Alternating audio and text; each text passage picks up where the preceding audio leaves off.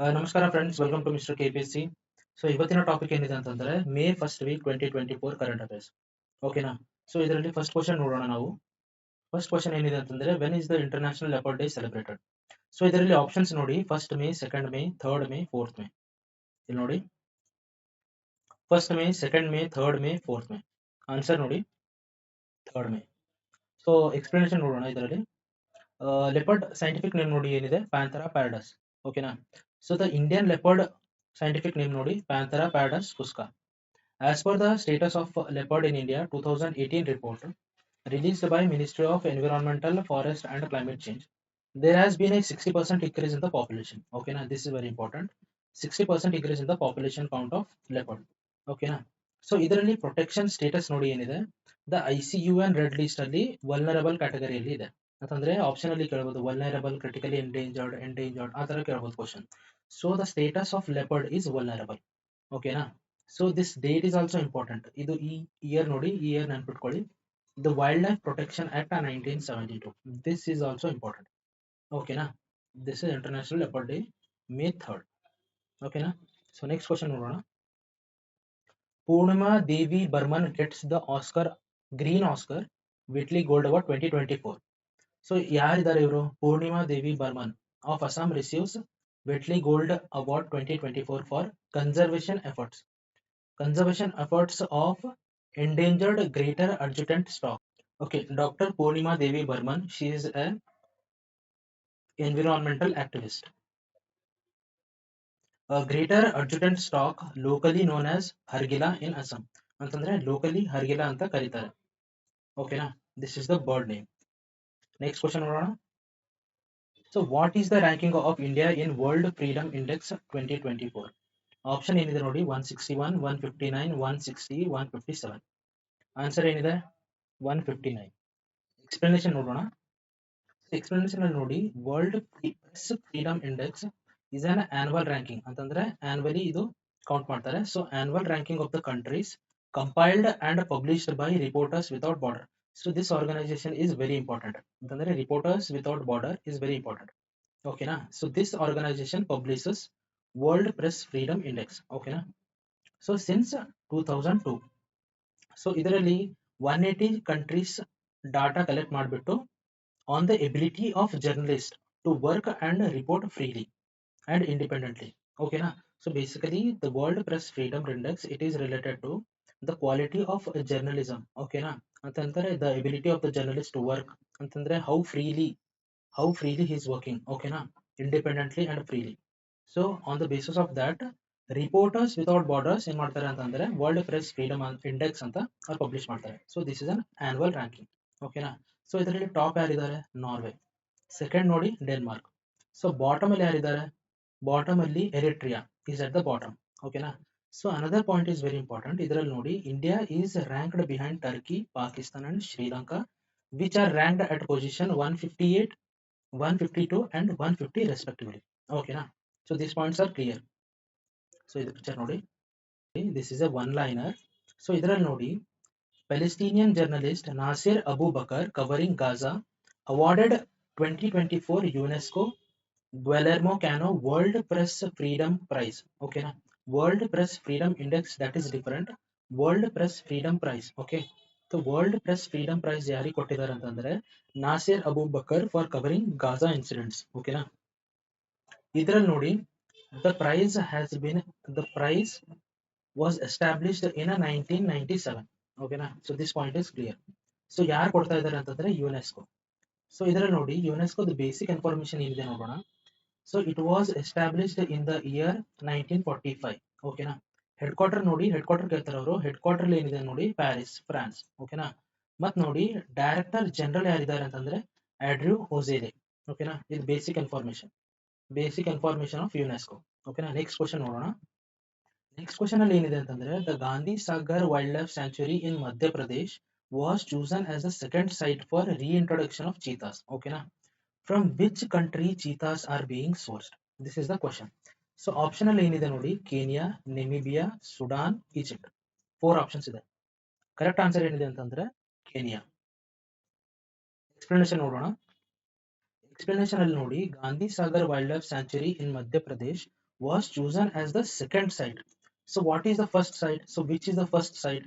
The first site is Kuno National Park, which is also present in Madhya Pradesh. Okay, na? So this is the first site is Kuno National Park. The second site is Gandhi Sagar Wildlife Sanctuary. Okay, na? ಏನಿದೆ ಇದು? As a part of Project Cheetah, India plans to introduce 8 to 14 cheetahs annually for 5 years. ಓಕೆನಾ?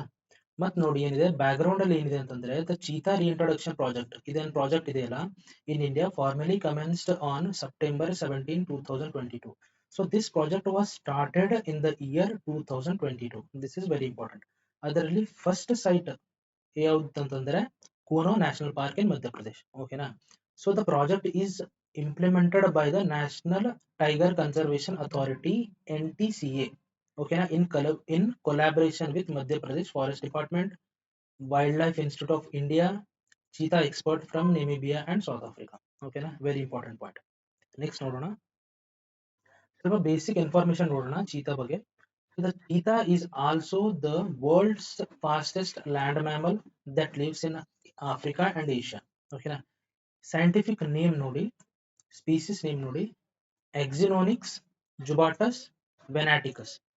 Okay, Namibia has the largest population of cheetahs in the world, earning it the title the cheetah capital of the world. Which country is known as the cheetah capital of the world? Namibia. Okay, India declared cheetah as extinct in the year 1952. ಅಂತಂದ್ರೆ 1952 ಅಲ್ಲಿ extinct ಆಗಿತ್ತು.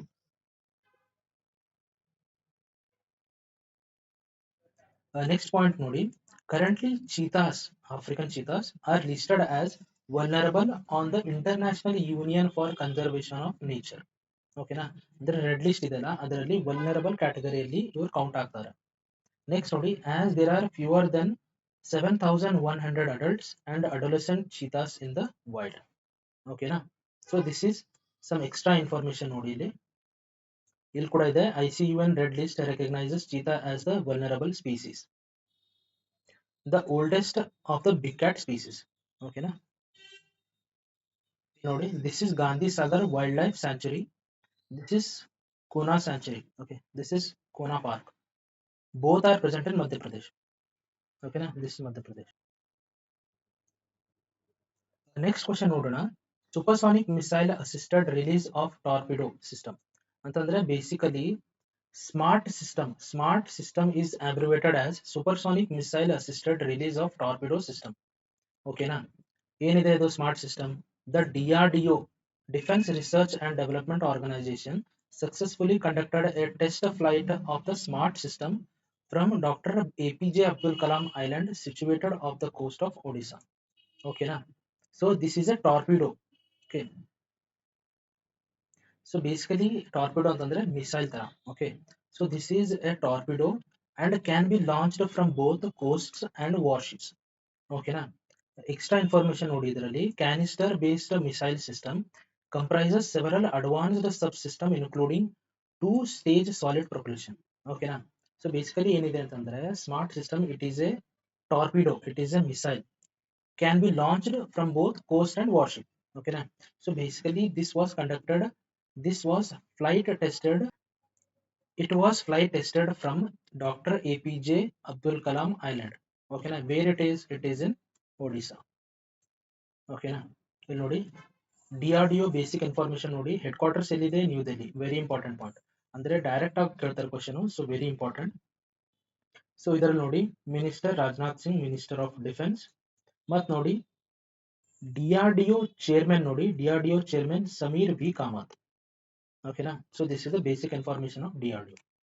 This is the torpedo. ಓಕೆನಾ? Next question ನೋಡೋಣ. So next question ನೋಡಿ, which defense force is creating the first constitutional park? ಇದರ option ನೋಡಿ, Indian army, Indian navy, Indian air force, BSF. Answer ನೋಡೋಣ, Indian army. ಏನಿದೆ ಅದು explanation ನೋಡೋಣ. The Indian Army and Puneet Balan Group collaborate to inaugurate Pune's constitutional park. ಓಕೆನಾ? ಏನಕ್ಕೆ ಇದು ಮಾಡ್ತಾ ಇದ್ದಾರೆ ಅಂತಂದ್ರೆ to emphasize the importance of citizens honoring their duties outlined in the constitution to drive India towards development by 2047. ಓಕೆನಾ? Basically ಏನಂತಂದ್ರೆ to make people realise the duties ಅಂತಂದ್ರೆ constitutionally ಏನ್ ಡ್ಯೂಟೀಸ್ ಇದೆಯಲ್ಲ, ಸೊ ಆ ಡ್ಯೂಟೀಸ್ ಕರೆಕ್ಟ್ ಆಗಿ ಅವರು follow ಮಾಡಬೇಕು. ಮತ್ತೆ rules and regulations that are enshrined in the constitution they should follow those things. So ಅದಕ್ಕೋಸ್ಕರ Pune's constitutional park was establish. It was established by Indian army and Puneet Balan group. ಓಕೆನಾ. Next question ನೋಡೋಣ. Next question ಏನಿದೆ ಅಂದ್ರೆ India's first indigenous bomber FWD-200B UAV ಅನ್ಬಿಲ್ಡ್ ಇನ್ option ನೋಡಿ Chennai, Bangalore, Mumbai, Delhi. Answer ನೋಡೋಣ ಬೆಂಗಳೂರು. ಓಕೆನಾ. Explanation ನೋಡೋಣ. So this is the country's first indigenous bomber unmanned aerial vehicle. ಓಕೆನಾ. Unmanned aerial vehicle ಅಂತಂದ್ರೆ where in no person will be operating that vehicle ಅಂತಂದ್ರೆ it is unmanned. ಓಕೆನಾ. So this is India's first indigenous bomber unmanned aerial vehicle. ಓಕೆನಾ. ಮತ್ ನೋಡಿ the UAV developed by Flying Wedge Defense and Aerospace Technology. So this is the company name, Flying Wedge Defense and Aerospace Technology. Okay na. Is a medium altitude long duration combat vehicle. Okay na. This can be used in case of wars or attacking any terrorist camps. Okay na. ಆ ತರ use ಮಾಡಬಹುದು. Designed and manufactured entirely within India. Okay na. So ಇದರ speciality ನೋಡಿ ಏನಿದೆ ಅಂತಂದ್ರೆ ಇದರಲ್ಲಿ ನೋಡಿ payload capacity of 100 kg capacity, maximum speed ನೋಡಿ 370 kmph, ಮತ್ತು ನೋಡಿ ಎಂಡೂರೆನ್ಸ್ ನೋಡಿ 12 to 20 hours. ಓಕೆನಾ. ಮತ್ತೇನಿದೆ ನೋಡಿ ಇದರಲ್ಲಿ ಜಸ್ಟ್ 25 crore rupees ಅಲ್ಲಿ ಇದು ತಯಾರಾಗಿದೆ. ಅಂದ್ರೆ it was developed at the cost of ₹25 crores ಅಂತಂದ್ರೆ a 10th of the cost of US drones. ಓಕೆನಾ. So basically unmanned aerial vehicles ಅಂತಂದ್ರೆ ಡ್ರೋನ್ ತರ ನಾವು ಅನ್ಕೊಳ್ಬಹುದು. So this is the prototype. ಓಕೆನಾ. ಇದು ಪ್ರೋಟೋಟೈಪ್ ಅನ್ಬೋದು ನಾವು. ಸೊ ನೆಕ್ಸ್ಟ್ ಕ್ವಶನ್ ನೋಡೋಣ. ಇದು ಒನ್ ಲೈನರ್ ಇದೆ. ಇದರಲ್ಲಿ ನೋಡಿ Uttarakhand tourism announced India's first astro tourism campaign named Nakshatra Sabha. ಓಕೆನಾ. This is very important. Name ನೆನ್ಪಿಟ್ಕೊಳ್ಳಿ. Nakshatra Sabha is an innovative astro tourism initiative launched by Uttarakhand tourism development board and Starscapes. ಓಕೆನಾ. ಏನಕ್ಕೆ develop ಮಾಡಿದ್ದಾರೆ ಅಂತಂದ್ರೆ aimed at providing comprehensive celestial experience ಅಂತಂದ್ರೆ ನೀವು ಹೋಗ್ಬಿಟ್ಟು ಅಲ್ಲಿ you can experience the alignment of stars ಅಂತಂದ್ರೆ ಸ್ಟಾರ್ಸ್ ಬಗ್ಗೆ ಇನ್ಫಾರ್ಮೇಶನ್ ತಿಳ್ಕೊಬಹುದು. ಮತ್ತೆ ಸೋಲಾರ್ ಸಿಸ್ಟಮ್ ಬಗ್ಗೆ ಇನ್ಫಾರ್ಮೇಶನ್ ತಿಳ್ಕೊಬಹುದು. ಮತ್ ನೋಡಿ ಏನಿದೆ ಅಂತಂದ್ರೆ it goes beyond traditional star gazing, offering activities like special solar observation. ಮತ್ತೆ ನೋಡಿ ಆಸ್ಟ್ರೋ ಫೋಟೋಗ್ರಫಿ ಕಾಂಟೆಸ್ಟ್. ಓಕೆನಾ. ಆಸ್ಟ್ರೋ ಫೋಟೋಗ್ರಫಿ ಕಾಂಟೆಸ್ಟ್ ಕೂಡ ಅರೇಂಜ್ ಮಾಡ್ತಾರೆ ಅಲ್ಲಿ. ಮತ್ತೇನಂತಂದ್ರೆ you can camp under the stars. So ಇದೆಲ್ಲ ಫೆಸಿಲಿಟೀಸ್ ಪ್ರೊವೈಡ್ ಮಾಡ್ತಾ ಇದ್ದಾರೆ. ಓಕೆನಾ. ಸೊ ದಿಸ್ ಇಸ್ ನಕ್ಷತ್ರ ಸಭಾ, ವೆರಿ ಇಂಪಾರ್ಟೆಂಟ್ ಪಾಯಿಂಟ್. ಬಟ್ ನೋಡಿ Starscapes developed by Starscapes. ಓಕೆನಾ. ನೆಕ್ಸ್ಟ್ ಕ್ವಶನ್ ನೋಡೋಣ. ನೆಕ್ಸ್ಟ್ ಕ್ವಶನ್ ಏನಿದೆ ಅಂತಂದ್ರೆ this is also one liner. ಇದರಲ್ಲಿ ನೋಡಿ Chandigarh University becomes India's first university to collaborate with Harvard University for business management programme. ಓಕೆನಾ.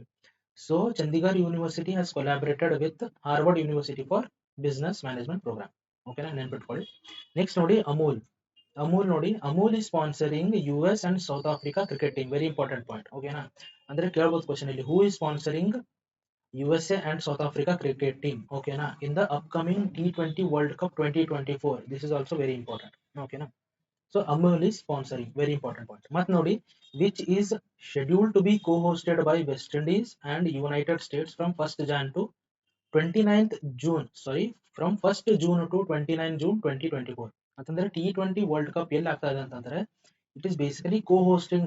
It is co-hosted by West Indies and United States. ಓಕೆನಾ. Very important point.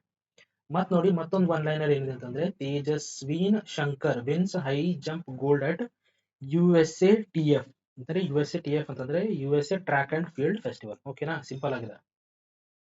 ಮತ್ ನೋಡಿ West Indies international Devon Thomas has been suspended for 5 years after pleading guilty to 7 charges including match fixing. So this is the name of the person.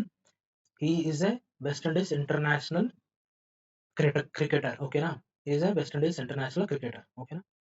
But next question ನೋಡಿ justice Sanjay Kumar Mishra gets appointed as GST appellate tribunal chairman. Very important point. ಇದು appointments ಅಲ್ಲಿ ಕೇಳಬಹುದು. ಇದು Sanjay Kumar Mishra gets appointed as GST appellate tribunal chairman. ಓಕೆನಾ. ನೆನಪಿರುತ್ತೇನಾ. ಒಂದ್ಸರಿ ಇದು video ನೋಡ್ಬಿಟ್ರೆ ಇನ್ನೊಂದ್ಸರಿ ನೋಡ್ಬಿಟ್ರೆ ಇದು ಕಂಪ್ಲೀಟ್ ಆಗಿ ನಿಮ್ಗೆ ನೆನಪಿರುತ್ತೆ. So very important for the examination.